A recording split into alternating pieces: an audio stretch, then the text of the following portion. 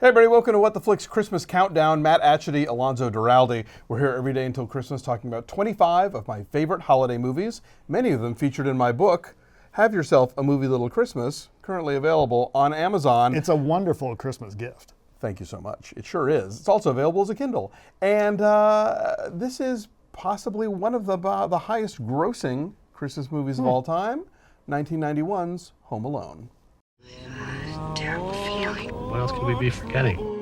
Kevin! I made my family disappear. You're not at all worried that something might happen to No. We live in the most boring street in the United States of America, where nothing even remotely dangerous will ever happen. Where's your mom? My mom's in the car. Where's your father? He's at work. Where do you live? I can't tell you that. Why not? Because you're a stranger. We know that you're in there. It's Santa Claus. And it's Elf. Open the door. I did not see this movie in theaters Neither did I. because I was 24. Yeah, I was in my early 20s. Who cares, right? I had been obsessed with John Hughes, like at the Okay. end of high school and during college. Somewhere around Uncle Buck, I was like, okay, I think we're done now.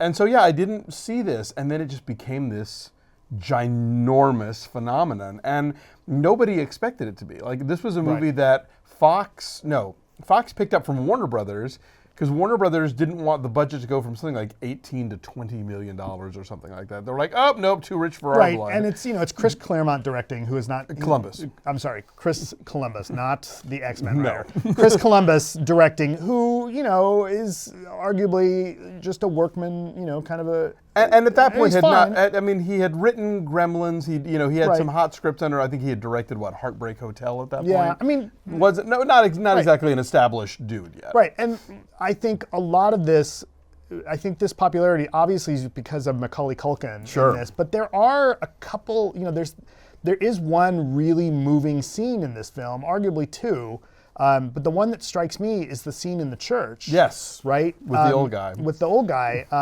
And Robert's Blossom. And you get to see in that moment, like, okay, I get why everybody was going bananas over Macaulay Culkin at that point. Well, that's what kind of surprised me when I literally had never seen this movie until I started writing the book. And I was like, well, I got to write about Home Alone. I got to see this thing. And while I think kids at the time really responded to the incredibly violent slapstick in this film, which I find a little off-putting, but I get the appeal of it if you're 8. Right. I was sort of shocked at how moved I was by that scene and by like all the Catherine O'Hara stuff. And this is a movie that kind of operates on a few different levels. On the one hand, it's a total kid fantasy to have the house to yourself. Right. To get also, that you could control the VCR that well. well, yeah, that's So- a whole nother thing, yeah. But I mean, just to have the place to yourself, to eat what you want, and to we'll be talking about right. But there's the whole thing in A Christmas Story where he has that fantasy of defending the house from burglars. Like Kevin really gets to do it. I also think that this movie is, follow me on this one, kind of the same story as both A Christmas Carol and It's a Wonderful Life. It's about somebody who doesn't particularly care for Christmas, who gets a glimpse at another life that might have transpired, comes to appreciate what he has at the end. Right. That's not where I thought you were going. I read an essay recently that somebody, I don't remember who wrote it, but said that while they were making the film, it might have even been Columbus saying, yeah, basically I'm making the Christmas Kids version of Straw Dogs. Right?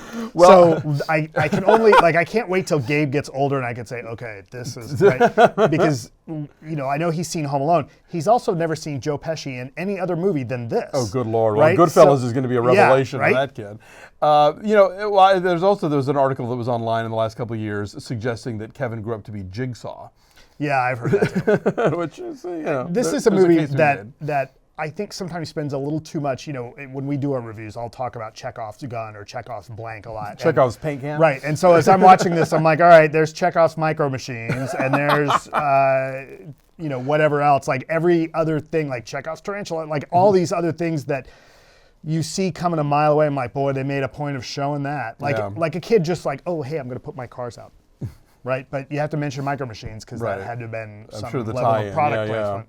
I'll say I'm the youngest of 7 myself, so I totally get the whole thing about the giant family and getting lost. And we actually did that same thing in the car, where like on family trips, we'd get back in the car, we would all have to do the count off to make sure we were all there. You know, I hadn't ever really watched the movie all the way through. I think I'd only caught bits of it, and so I just recently watched it all the way. And the beginning of the movie, I'm thinking, man, this family is full of assholes. Like all these kids and the extended family, because part of it is that you've got all these other kids and cousins.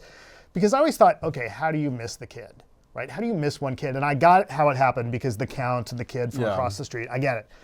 But man, no wonder Kevin wants to get rid of all his family. Like everyone's shitty. Yeah. They're all so awful to him. Like they are monstrous. They should all get lumps of coal.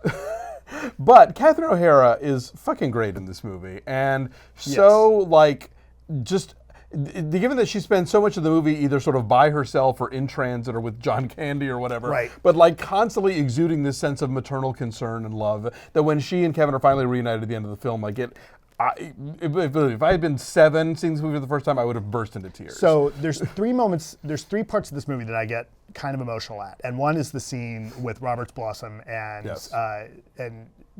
Macaulay Culkin in the church, which is a really great, really nicely written scene. Yeah.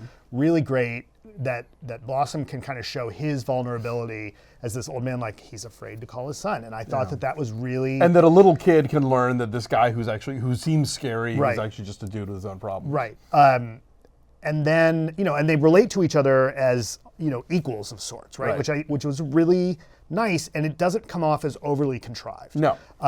The scene where, as I was watching this, when Catherine O'Hara sweeps Kevin up, I turn to Gabe and say, there's no hug in the world like a mom hug. And Gabe says, like, well, dad hugs. I'm like, yeah, dad hugs are good, but the mom hug, it's just a whole different thing. It just is. But the other part of this movie that makes me a little emotional is John Candy. Because it's just like he's got this part that, he just shows up kind of out of nowhere. It's not much more than a cameo.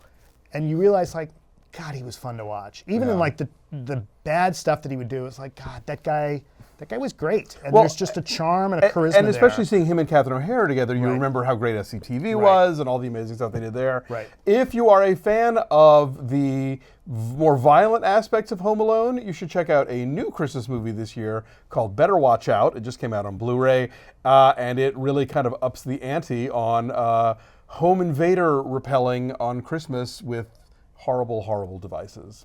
Just saying, you might like it. Yeah, let's talk about those. Some of those booby traps, like... No one walks away from that. But that's the thing, like the spectrum of booby traps that he sets up is so all over the place. Like, okay, the fan and the feathers, like, okay, that's a little kid thing, right? And I get it, like they're all kind of little kid things. The iron and the...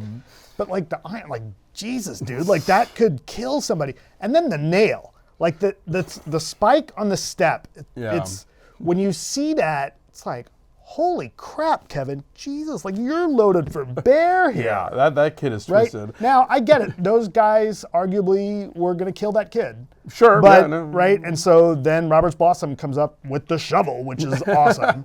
And quick bit of trivia, Daniel Stern, genuinely afraid of tarantulas, was like, all right, you were doing this once. And that was an unscripted reaction. That's just his thing. Yeah, but some of those traps, the ice thing was kind of some fun physical comedy. Sure. But even that, it's like, God, break your neck. Like this kid, I mean, what happens is the kid get taken in for manslaughter? I know, there's a lot of concussions going on around there. No, it's defending his home, but yeah. Ugh. All right, well, so yeah, we're here every day until Christmas. Have a great holiday, you guys, and come back and see us.